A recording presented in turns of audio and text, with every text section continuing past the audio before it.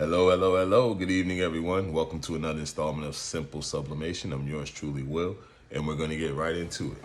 Now, you may be wondering, why is he not in the camera? And why is the camera not facing him, vice versa? It's because today we're going to make a very short video about transfers. What a transfer is, how you generate a transfer, so on, so forth.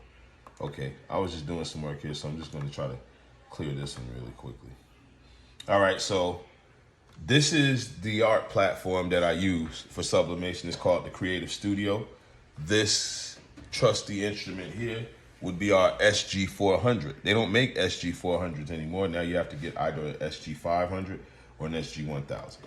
So SG stands for Sawgrass, of course. That's the company. So that manufactures it. So I'm going to come here in the Creative Studio, and you can choose anything. They have a bunch of templates here, and you can go from awards and plaques, clothing, drinkware, home decor, mobile accessories, personal accessories, pot accessories, you name it. There's pretty much a template for it. I typically don't use the templates unless they're absolutely necessary for those just hard to sublimate items. Now, what I will do is, this is 7x9 landscape, so I'm just gonna choose a piece of artwork really quickly, show you how to generate a transfer. I have this artwork already in here, so this is just various images that I've downloaded over time. Neither is, none of these are more important than the other. Some of these are jobs for clients, so on and so forth. So if I can just find anything that's not attached to someone's personal life, I'll print that out for you guys shortly and just show you what a transfer looks like. Okay, this is beautiful right here. We got a nice Cuban gentleman. Okay, so I'll expand this, bring it down a little bit. Okay, we want to get his Cuban flag in there, right? He's a musician. And so I'll come over here to print. It's really simple, you guys. You're going to be like, man, you wanted to show us this? But yeah, I do, because everyone creates differently. Now, when you come here, it'll say printer, Sawgrass SG400, tray, auto tray select. That's what we want. We don't want tray 1, we want auto tray select. And then the page size is US letter, which the standard for US letter will be 8.5 by 11, guys. All right. It's going to ask us what material are we printing on. This part is very important, you guys, okay? Because sometimes you can put a setting in there to sublimate maybe metal or gold when it's actually fabric. It's polyester fabric that we're sublimating. So the printer is going to adjust itself according to whatever you put here. So let's just say we're going to use acrylic, right? So I'll put acrylic here, okay? And then you come down to color and print quality. Well, of course, we want high quality. Color mode, we have photographic, vivid, graphic, grayscale, cool gray, and classic. We're going to go with photographic because clearly this is a photograph. Okay? Very, very simple here, guys. Alrighty, alrighty. Just waiting for this to load. This new location, so it takes a little longer to load over here, but it's all good. Now, as this is loading, if you're using the same interface that I am, then you should see an icon pop up that's going to say Print Manager, and there also shall be like a little tone with it. It's like doo-doo-doo. Or if you're using the Sawgrass, either the SG 400 or 800, or either the SG 500 or 1000. Okay, there we go.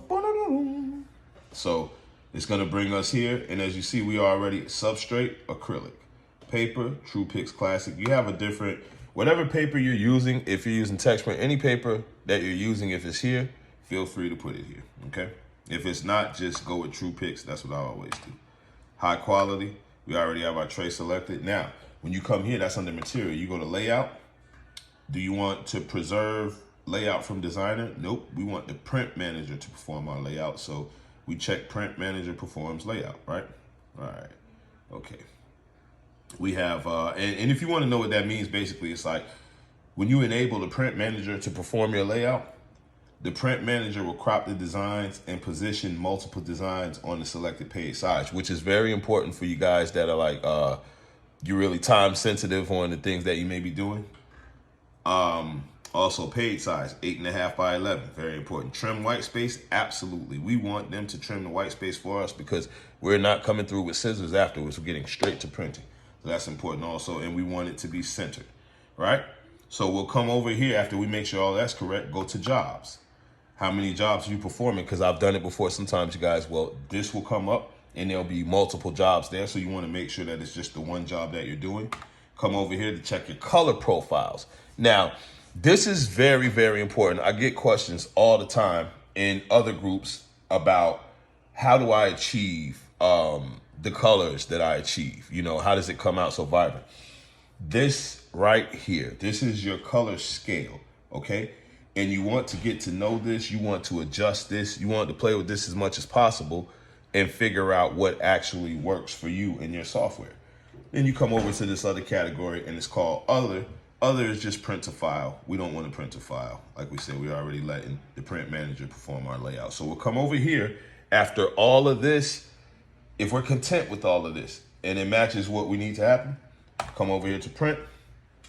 Right down here, it says send to the printer. I'm not sure if you can see that or not. I'll use the PC next time. I prefer the laptop just because it's easy and, you know, I can move around with it. But yeah, so here we go. You hear that? That's the SG400. And this will be our transfer, you guys. We did all that to get to this result right here. And so, like I said, all of these tutorials won't always be about printing per se or pressing. Some of them will be about the process in which we get to printing or pressing, which involves the transfer and things of that nature. This one in particular was the transfer. And there are different types of transfers, but since we're sublimating, we're just going to speak about sublimation transfers. I'll get into the other types probably in another video, but I definitely appreciate you guys being here with me. It means the world, man. You could have been anywhere, but you're here with me. You feel me? All right, so here we go. And when these transfers come out, you guys, be careful because this ink is still wet. Now, one thing that I haven't gone through in the tutorials yet, we haven't got to that part yet, is when you have these transfers, when you print them out, you always want to put them under your press while it's warm, because what that does is it dries the ink out. But as you can see, you can go over here. I'll come closer to the camera, and as you can see, there are no imperfections. Everything is lined up the way it should be. All the colors came out the way that they should. There's not a lighter blue than it should be. There's not a lighter red. And like I said, we achieve all that through tweaking our color profile. So this has been Will. This has been Simple Sublimation. I hope you guys learned a little something about transfers, what they are, what purpose they serve, and then how to create them, because that's what this tutorial was all about. And I look forward to seeing you guys tomorrow, man. Trust me, it's very exciting to come up with different things day to day. So I just appreciate you being here. All right, have a good one.